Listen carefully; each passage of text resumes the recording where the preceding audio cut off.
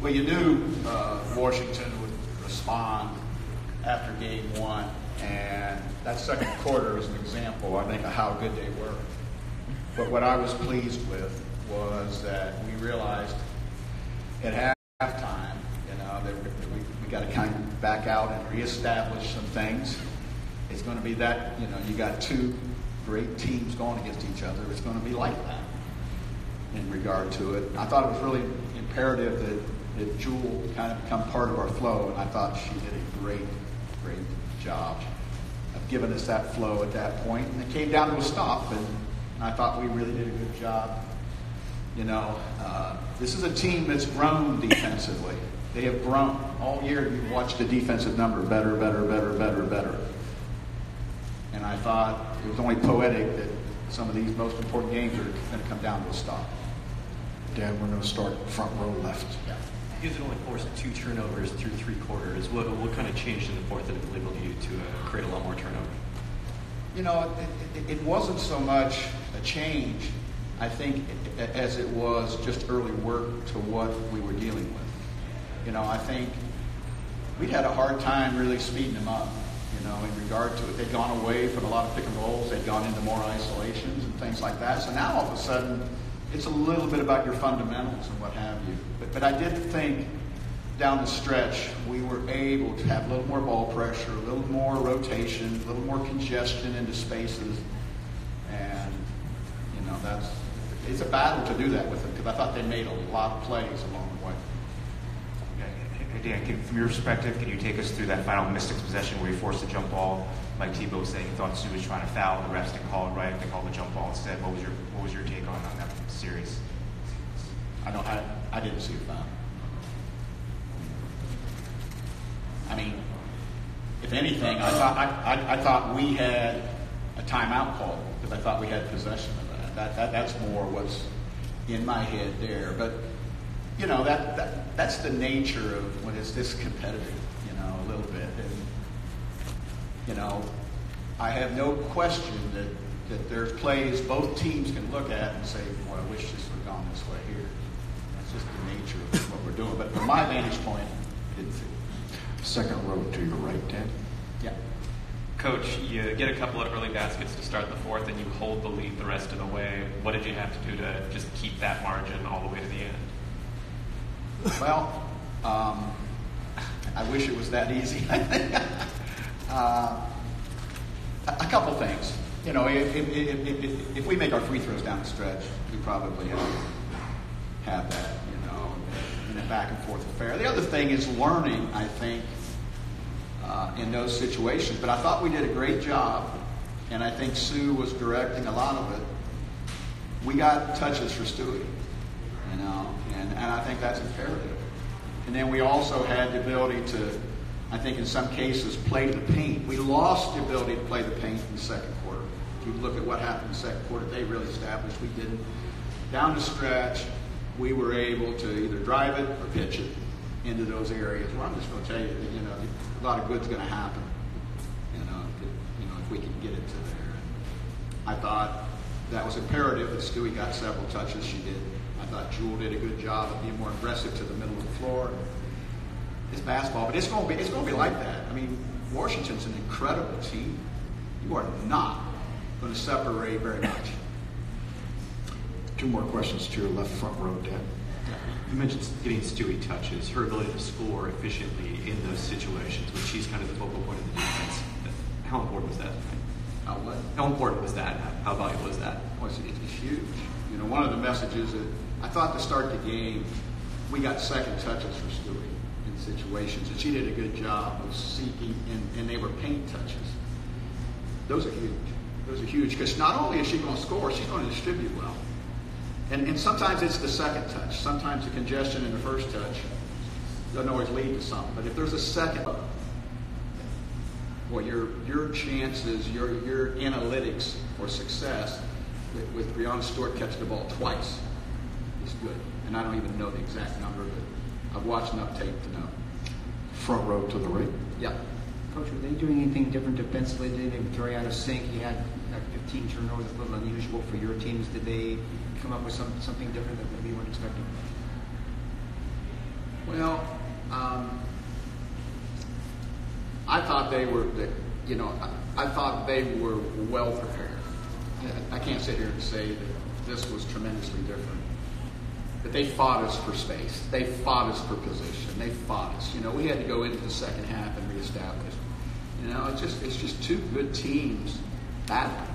And they created battle to me for where we wanted to go and what we wanted to do. In regard to it, we had to kind of regroup, have a little presence, keep the ball moving, and that's just the level of play it's going to be in the finals. I mean, that's not going to be anything different when we head up to Washington. Last question for Coach in the last row. Coach, they missed all 16 of the three-pointers. I don't know if you were aware of that, but I'm just curious, how much do you think that came into play? You guys pretty fortunate for that to happen, I think? Yeah. I mean, you want the correct answer? Yeah. They're really, statistically, they're a really good three-point shooting team. Are we working at it? Yes. But, sometimes they have, you have periods where the ball doesn't go in the basket. I think it's a little bit of both. Dan, thank you. And You're welcome. to our media, our Seattle players are here. We'll begin right away.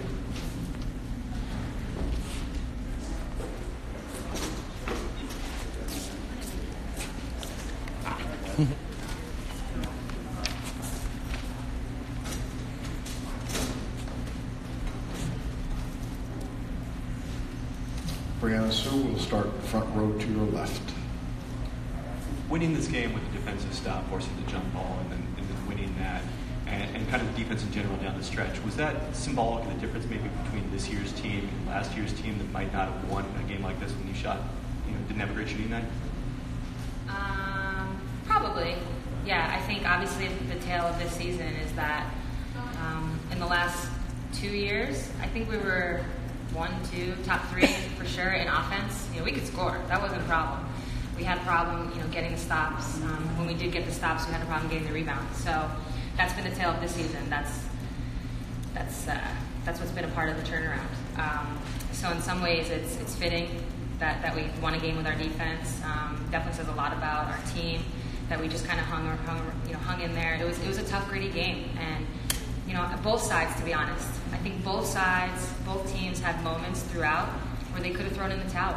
And what you saw was two teams just fighting to the end. So hopefully it made for good basketball. And of course, we're beyond thrilled to have gotten the win. Second row to your right. Sue, take me through the final defensive possession and what you were trying to do there. Washington seems to think you were looking to use the foul to get. No, I wasn't. If you want to go talk to somebody about that play, you should go talk to Chris Daly. I've been doing that swipe around the back thing since I was like 18 years old. She absolutely hates it. She calls it the Sue Bird move. In fact, when she does scouting reports, she will say, watch out for so-and-so, they do the Sue Bird move. I knew the minute I walked in the locker room and I checked my phone, I knew I was going to have a text message about it. Sure enough, congratulations, you did the Sue Bird move. That was a play where, you go into that, you're just trying to, you don't want them to get a good look, right? And so when she caught it in the corner, there was a moment where, and regarding Chrissy Tolliver, there's a moment where, and we're only up 2, where I'm thinking, she might shoot this 3.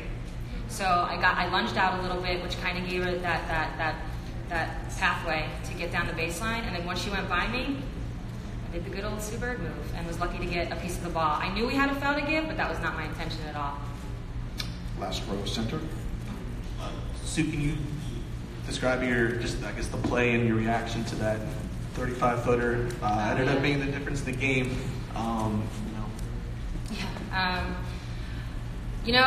Sometimes you throw them up there and they go in, and this was not. This was just that. The shot clock was running down.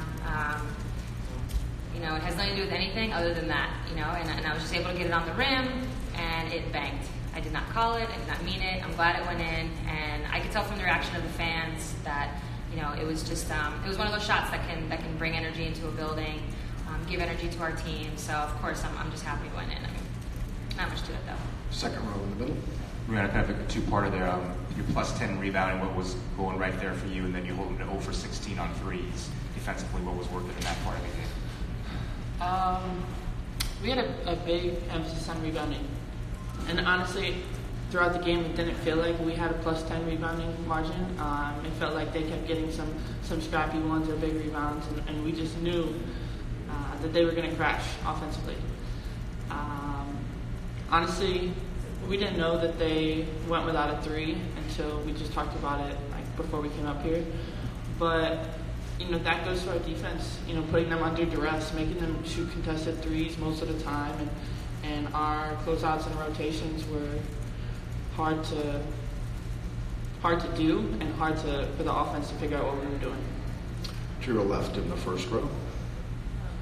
Brianna, if you could talk about just what a big day this was for you with 25 points and also getting to the line as much as you did. And then, Sue, if you could just follow with, to me, this was a real MVP game for her. If you could just talk about that, please. Right from the jump, I just wanted to be really aggressive. We knew that this was game 2 and they were going to come out like a better DC team than we saw in game 1. And, I was able to get to the free throw line, and I would have loved to have made those last 2 at the end, but majority of the game just being aggressive, assertive, and doing the plays to win the game.